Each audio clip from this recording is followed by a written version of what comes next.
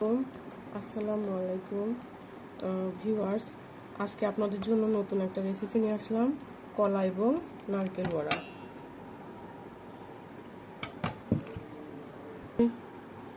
নিয়ে নিচ্ছি দুইটা কলা, পাকা কলার ভিতরে একটা কুড়ানো সম্পূর্ণ নারকেল নিয়ে নিলাম। তারপর কিছু বাদাম, সাথে 1 চিমটি লবণ পরিমাণ মতো।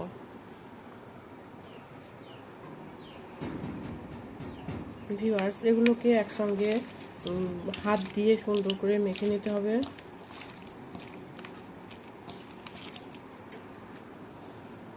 ভিউয়ার্স, এর মধ্যে পরিমাণ মতো চিনি, যে যেমন খাবেন তেমন দেবেন। যে বেশি মিষ্টি খায় সে বেশি মিষ্টি দেবেন, আর যে কম খায় সে পরিমাণ একটু কম দেবেন। চিনি দেওয়ার পর সবগুলো উপকরণ একত্রে মাখিয়ে নেব।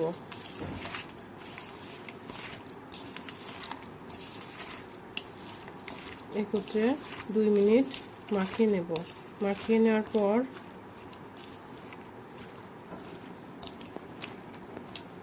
ভিউয়ার্স, এবার এর মধ্যে দিয়ে দিব চাউলের গুঁড়ো,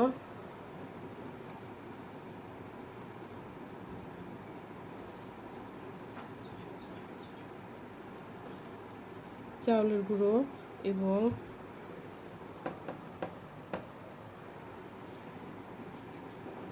লাল গমের যে গুঁড়োটা আছে সেটা দিব। আস্তে আস্তে এটা মাখাতে থাকবো উপকরণগুলো।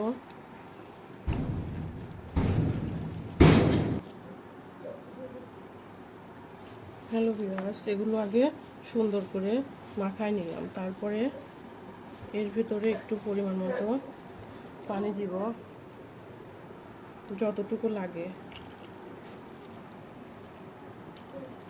একদম পরিমাণ মতো, যাতে শক্তও না হয় নরমও না হয়।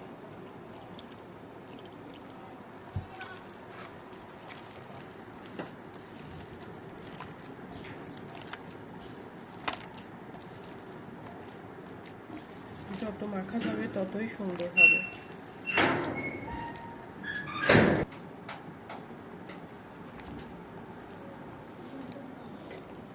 গাইস, আমার আটাগুলো মাখা হয়ে গেছে, সমস্ত উপকরণ। এখন একটু টেস্ট করে দেখি, হালকা একটু মিষ্টি লাগবে, এজন্য আমি এখান থেকে 2 টেবিল চামচ চিনি অ্যাড করলাম।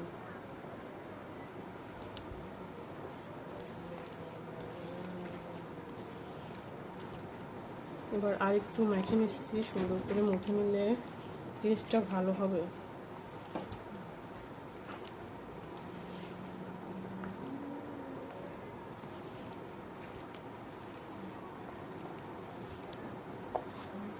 দর্শক, এর মধ্যে নারকেল কুড়ানো দেওয়া হয়েছে, তো এই জন্য এটা স্মুথ হলো না, একটু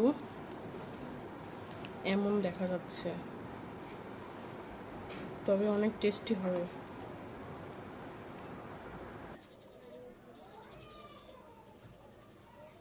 হাই ভিউয়ার্স, এখন কড়াইতে হালকা গরম করছি, গরম করে তেল দিতে হবে।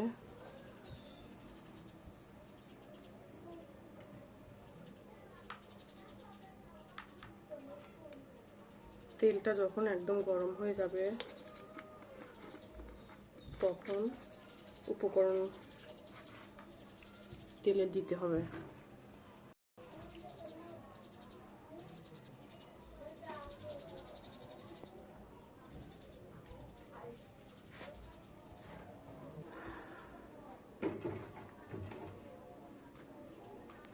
আমাদের তেলটা এখন গরম হয়ে আসছে, আমি এখন এটা উপকরণটা আস্তে আস্তে গরম তেলে ছাড়বো।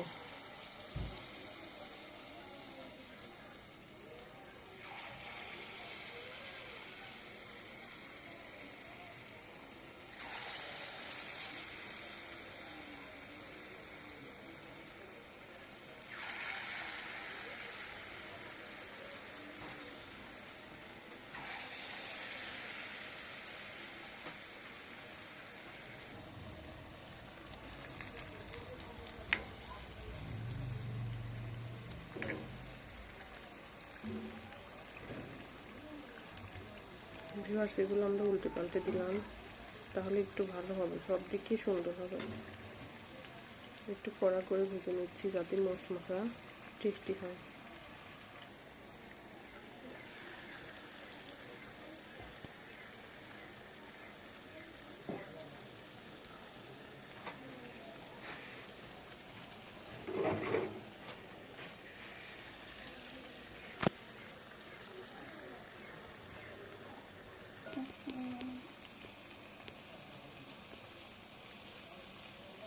আস্তে আস্তে সবগুলো উল্টাই দিয়ে তুলে নিচ্ছি।